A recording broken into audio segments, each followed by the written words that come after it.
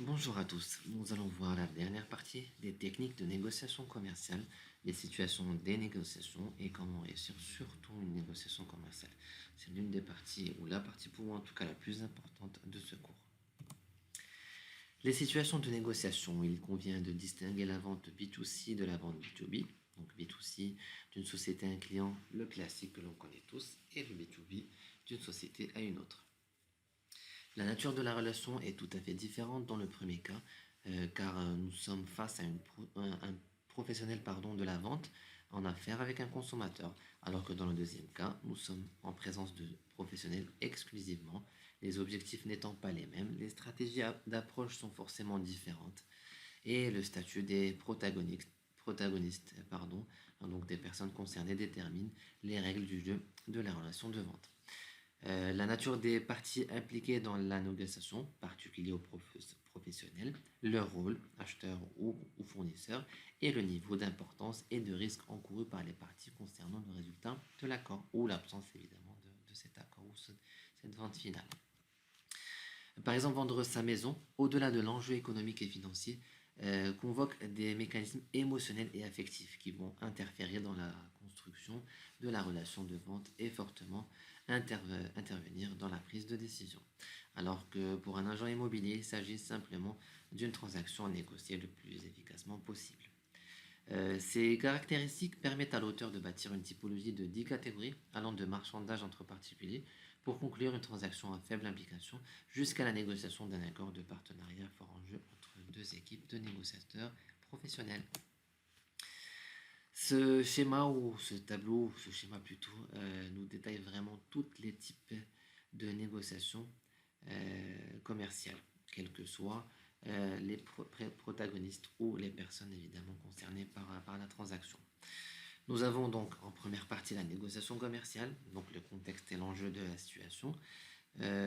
Numéro 1, l'entre particuliers, donc c'est le site aussi, donc entre client et client, comme une vente sur une plateforme, Avito par exemple, que l'on connaît tous, avec certains risques limités pour les parties et les risques élevés pour au moins une partie. Pour les risques, c'est le marchandage, transaction à faible implication, et le plus grand et le plus important, c'est la transaction à forte implication. Nous avons aussi le vendeur particulier à l'acheteur institutionnel, donc le C2B, donc du client à une société, l'inverse du cas classique que l'on connaît et que l'on vit quotidiennement. Pour le risque limité, c'est le contrat de vente de services courants. Donc, s'il y a un petit risque sur cette partie-là. Et le second, c'est le contrat de vente des services impliquants. Donc, sur la plus grande partie de risque encouru. Nous avons également le vendeur institutionnel ou l'acheteur particulier. Donc, le B2C, cas classique. Risque limité, transaction B2C courante. Les risques que l'on connaît tous sur l'achat, sur la qualité, sur le produit, etc. Et le risque élevé, la transaction B2C à forte implication. L'entre-deux ou plusieurs institutions, donc le B2B, acheteur-vendeur professionnel. Le risque limité, c'est la négociation transactionnelle sur les deux parties, que ce soit limité ou élevé. Donc sur la partie transaction en elle-même évidemment et tout ce qui encourt de la négociation entre les deux sociétés et deux entreprises. Pour la partie équipe de négociation, donc s'il y a plusieurs équipes entre les deux sociétés, c'est la négociation transversale pour le risque limité et les négociations de partenariat pour les risques élevés. Si par exemple c'est deux sociétés qui ont pour contrat à longue durée et à fort chiffre d'affaires. Donc les risques en cours sont beaucoup plus élevés évidemment qu'un cas classique de vente ou d'achat. Comment réussir une négociation commerciale? Comment faire une négociation commerciale réussie? Pour mener un entretien de vente, trouver un accord et convaincre le client, les commerciaux soignent leur préparation avec méthode. Ils font aussi preuve d'une écoute attentive pour connaître les motivations du prospect et savoir traiter ses objections.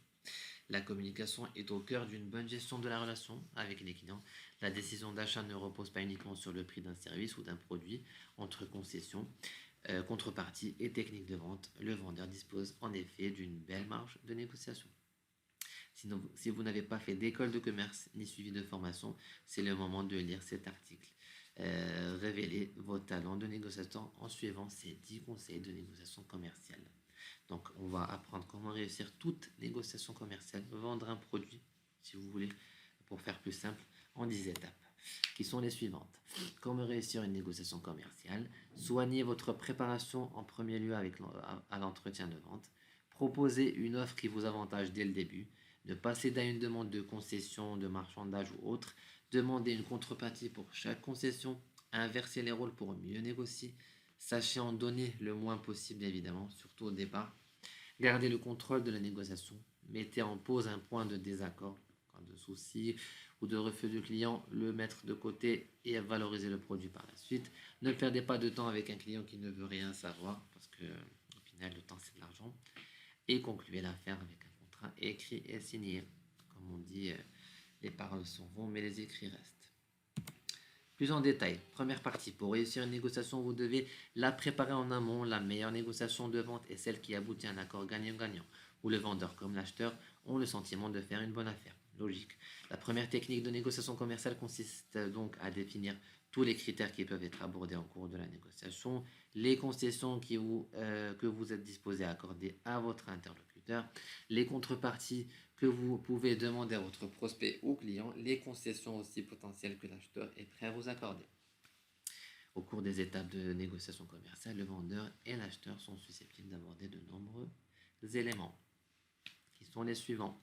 La qualité du produit ou du service par rapport à celle des concurrents, le prix, les délais de livraison, les délais de paiement, les éventuelles options, les remises et réductions sous certaines conditions, évidemment, des extensions de garantie, un contrat de maintenance à tarif partiel, etc. Un commercial professionnel doit donc étudier le profil de l'entreprise ou du prospect qu'il démarche afin de faire une proposition commerciale adaptée aux besoins du client et être prêt à toute éventualité en préparant ses arguments de négociation à l'avance. Pour vous préparer au mieux, il convient alors de récolter et d'analyser au maximum les données dont vous disposez en amont. En ce sens, on vous recommande de recouvrir un logiciel CRM. Toute la partie data et données est sur ce CRM qui est très très importante et je vous confirme aujourd'hui qu'aucune société ne fonctionne sans CRM. C'est tout à fait logique d'avoir un historique derrière, en tout cas pour faire plus simple. Deuxième point, il faut savoir oser et afficher des ambitions élevées dès le début de l'entretien commercial. Donc, toujours proposer une offre qui vous avantage dès le début. Cela fait partie du jeu. L'acheteur s'attend à une première proposition qui le désavantage et le vendeur s'attend à essuyer un refus sur cette première proposition. Imaginez des commerciaux qui commenceraient leurs entretiens de vente de manière timide en proposant d'emblée des concessions. L'acheteur ne se gênera pas, évidemment, pour en profiter et en demander d'autres pour obtenir encore plus d'avantages. Il s'agit donc pour le vendeur d'afficher une position de départ et de garder en tête son point de rupture, c'est-à-dire un seuil de concession à ne pas dépasser car il lui serait défavorable et nuirait à la marge de l'entreprise. Le commercial dispose ainsi d'une marge de négociation entre une exigence très élevée qu'il annonce au début de l'entretien de vente et qu'il avantage au prospect et la position bien sûr qui jouerait en sa défaveur. Troisième point, ne cédez pas à une demande de concession. La première remarque chez l'acheteur est souvent c'est trop cher. Le réflexe du commercial doit être de lui demander tout simplement qu'est-ce qui est cher. Il y a des exemples, c'est cher, mais par rapport à quels éléments de comparaison? Le produit concurrent est en apparence moins cher, mais la qualité est-elle au rendez-vous? Quelles prestations sont incluses dans le prix? Toujours voir tous ces détails, tous ces questionnements évidemment, pour aboutir à une belle vente et ne pas céder à des concessions de la part du client. Vous l'avez compris, vous devez défendre votre position face à une demande de concession. C'est pour cette raison qu'il faut bien préparer en amont votre entretien de négociation commerciale. Alors que si vous argumentez en traitant cette objection, vous saisissez l'occasion de lui démontrer la qualité de votre produit ou de votre service en lui proposant, en la positionnant par rapport à vos concurrents et aux concurrents actuels du produit que vous vendez. Si le client reconnaît la qualité du produit mais qu'il trouve toujours votre proposition trop chère, il faut savoir ouvrir la conversation sur d'autres critères pour trouver des éléments de négociation sur lesquels l'acheteur est prêt à faire des concessions. Quatrième point, dans votre préparation, vous avez listé les éléments sur lesquels vous êtes prêt à faire des concessions. Le commercial évalue et doit identifier ce que les clients souhaitent négocier, les éléments qui comptent vraiment pour lui. Si l'acheteur demande une concession, vous devez lui montrer que vous faites un effort, mais que vous exigez une contrepartie. contrepartie en échange. Toujours exemple de négociation commerciale réussie, si un point de désaccord existe sur le prix, vous pouvez faire un effort et votre client peut s'engager de son côté. Ça, c'est le classique. Par écrit, à effectuer des commandes régulières sur une période déterminée. L'accord est ainsi gagnant-gagnant. Dans ce cas, la négociation aboutit à un accord commercial qui satisfait les deux parties. L'acheteur a obtenu un prix avantageux et le vendeur a fait signer un contrat avec plusieurs commandes. Lorsque le commercial demande une contrepartie au prospect ou au client, il offre le dialogue et obtient un point de négociation en échange. Donc finalement, on fait partie d'un gagnant-gagnant et donc pour les deux, l'acheteur et le vendeur. Donc pour le cinquième point, il faut toujours inverser les rôles pour mieux négocier. Lorsque l'acheteur exige au vendeur qu'il fasse une concession, il se met alors en position de demandeur. Cette technique est redoutable pour obtenir une contrepartie importante en cédant une concession à un client. Il s'agit pour les commerciaux de pratiquer l'écoute en amont pour identifier le point de négociation. Le plus important pour le client, c'est évidemment ce qui présente le plus d'intérêt à ses yeux. C'est un peu comme au jeu d'échecs, pour ceux qui jouent aux échecs. Tout est question de stratégie. Il faut savoir avancer ses pions, ses arguments commerciaux au bon moment, donc au moment voulu. Le vendeur saisit ainsi le moment le plus opportun pour remporter l'un des éléments clés qu'il voulait obtenir de la négociation. Sixième point, sachant donner le moins possible. Savoir faire des concessions en exigeant des contreparties essentielles, mais le but est de faire le moins de concessions possible et surtout avec patience. Surtout. L'objectif pour le chasseur, qui est le commercial, est de gagner du terrain sur l'adversaire. Petit à petit, un bon vendeur ne lâche rien. Comme un joueur habile au poker, il n'abat pas toutes ses meilleures cartes dès le début du jeu, toujours étape par étape. Selon l'évolution de la négociation, selon les besoins du client, selon les demandes du client et les concessions, comme on a vu, qui seront dans les deux parties. Rien de mieux que de déceler le jeu de l'adversaire en avançant pas à pas. Le vendeur s'attache ainsi à défendre ses positions pour obtenir la meilleure négociation commerciale possible. C'est pourquoi il faut savoir traiter les objections, se montrer parfois conciliant, mais en exigeant des contreparties, en sachant reculer de manière calculée, en gardant en tête sa marge de négociation possible. Septième point, garder le contrôle de la négociation. En trois parties pour faire simple. Il faut garder son calme, rester courtois et même d'inviter son interlocuteur à faire une pause autour d'un café. Certains dirigeants partent dans des digressions ou dans des problématiques sur la négociation commerciale au cours de la conversation, soit pour noyer le poisson et vous faire oublier les contreparties que vous avez demandées, soit tout simplement parce qu'ils sont très bavards. Vous pouvez en profiter pour créer un degré de proximité et renforcer un climat propice à la négociation. Nous sommes tous humains après tout, mais il ne faut pas s'attarder et recadrer votre interlocuteur en douceur sur le sujet principal de votre échange. Inutile de se rendre malade, questionnez la personne en lui demandant ce qui la fâche ou ce qui la dérange. Vous comprendrez mieux son comportement et votre interlocuteur remarquera votre sens de l'écoute et votre volonté surtout à résoudre les points de désaccord. Il se calmera alors facilement et systématiquement. Huitième point, mettez en pause un point de désaccord.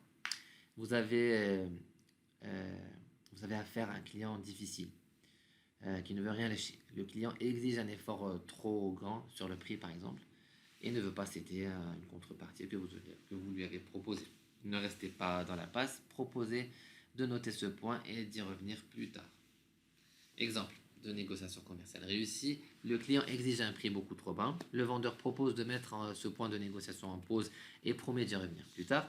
Au cours de la négociation, le commercial se rend compte que son client a des soucis avec son stock de marchandises et que ses fournisseurs ne le livrent pas toujours à temps. Le vendeur saisit l'occasion pour proposer à l'acheteur de faire un effort sur le prix en échange d'un contrat d'exclusivité sur les marchandises. Ce contrat engage l'entreprise vendeuse à livrer la quantité de marchandises dans les meilleurs délais. L'acheteur donc voit une solution concrète à ces problématiques et accepte la proposition. Le vendeur et l'acheteur ont fait tous les deux une bonne affaire au final. Neuvième point et l'avant-dernier, ne perdez pas de temps avec un client qui ne veut rien savoir, c'est simple. Vous avez tout essayé, vous êtes passé, vous avez respecté toutes les étapes que nous avons vues au préalable. Et vous avez été patient, vous avez écouté les attentes de votre client et avez fait plusieurs propositions avantageuses pour les deux parties, mais votre interlocuteur ne veut rien savoir. Il est rare qu'un prospect veuille gagner sur tous les plans ou qu'il se montre malhonnête ou encore de mauvaise foi, mais cela peut arriver. Dans ce cas, il vaut mieux écourter l'entretien de vente, vous ne vendrez pas sauf à perte. Certains prospects sont des clients à éviter. Ils ne feront aucune concession ou n'accorderont aucune contrepartie à se demander s'ils veulent vraiment conclure l'affaire finale. Mieux un vendeur est préparé, plus il détectera évidemment rapidement ce type de client qu'il faut absolument éviter. Il ne faut pas donc prendre cela comme un échec, mais au contraire comme une perte de temps, mais comme une perte de temps qu'il faut réduire au minimum pour pouvoir se consacrer à des clients qui en valent vraiment la peine. Le dernier point, concluez l'affaire avec un contrat écrit et signé. Le vendeur et l'acheteur donc sont en accord au final sur tous les termes de la négociation. Le closing d'une vente doit se traduire par un contrat qui engage le client et le vendeur par écrit. Seul un contrat signé a une valeur marchande. Le vendeur doit mettre par écrit tous les éléments et conditions qui ont été négociés. Les paroles s'envolent, mais les écrits restent. Ne remettez jamais la signature d'un contrat plus tard. Il faut battre le fer pendant qu'il est encore chaud. Votre client peut en effet tenter de renégocier ultérieurement alors qu'il était en accord avec vous lors du premier rendez-vous commercial. Il incombe donc au commercial de conclure la vente par un document signé qui valide et fixe les termes de l'accord commercial. La poignée de main usuelle ne vient qu'ensuite. Il convient également de dire merci à votre interlocuteur pour son accueil et pour vous avoir écouté. Assurez-vous d'avoir fait bonne impression. L'avis positif d'un client entretient la bonne image de l'entreprise à long terme. La négociation commerciale en pratique nécessite d'utiliser des outils performants. Les commerçants ont besoin de solutions pour centraliser les informations au sein de fichiers clients partagés et d'y effectuer un suivi personnalisé. Le développement commercial s'organise plus efficacement lorsque les informations sont partagées avec toute l'équipe de vente. Donc l'outil CRM rend les commerçants plus efficaces et surtout dans leur prospection quotidienne. Par exemple, la solution ultra flexible et personnalisable, et donc c'est le CRM qui renforce la productivité de vente de vos équipes commerciales grâce à une multitude de fonctionnalités, d'automatisation des processus de vente, lead scoring, référentiel client ou encore portefeuille d'offres vous facilite le pilotage de l'ensemble de vos cycles clients efficacement. Ce n'est pas le moment idéal pour prendre rendez-vous avec un tel client. Inscrivez un rappel dans un mois. Vous prospecterez cette personne au moment voulu. Ça sera positif pour tout le monde. Le vendeur donc et l'acheteur sont en accord sur tous les éléments de la négociation. Le closing d'une vente doit se traduire par un contrat, comme je disais, signé. Donc sur la dernière partie que nous avons vue actuellement, c'est celle où il faut absolument conclure un contrat, toujours sur la validation des termes qui ont été étudiés depuis le départ de la négociation. Les commerciaux savent à tout moment où ils en sont dans la relation avec chaque client, notamment si le prospect est passé à l'état de client, ce qu'il a acheté, les commandes en cours, les paiements effectués, les livraisons en cours, etc. Le secret d'une gestion de la relation client réussi par l'alignement entre les services marketing et le service commercial.